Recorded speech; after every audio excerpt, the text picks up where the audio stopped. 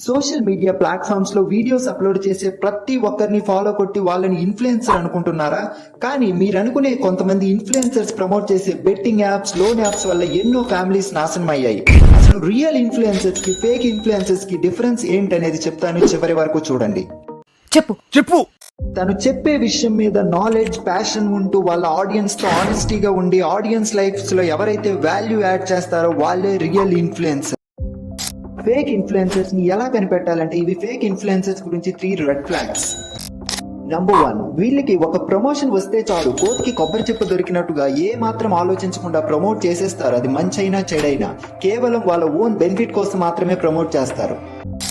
Number 2, వీళ్ళు promote చేసే products వల్ల వీళ్ళ ఫాలోవర్స్ కి ఏ మాత్రం నష్టం కలిగినా సరే వీళ్ళకి ఏం ఫరక్ పడదు. నంబర్ 3, వాళ్ళ ఫేక్ లైఫ్ స్టైల్ ని, ఫేక్ స్టోరీస్ ని చెప్పి ఫాలోవర్స్ ని, సబ్స్క్రైబర్స్ ని సంపాదించడానికి ట్రై చేస్తూ ఉంటారు. రిమెంబర్, మీ టైం, మీ మనీ, మీ ట్రస్ట్ అనేది చాలా ప్రీషియస్. దాన్ని ఫేక్ ఇన్ఫ్లుయెన్సర్స్ మీద ఖర్చు పెట్టుకోకండి. మీ ఫేవరెట్ ఇన్ఫ్లుయెన్సర్స్ ఎవరో కింద కామెంట్ చేయండి, అలాగే సబ్స్క్రైబ్ చేసుకోండి.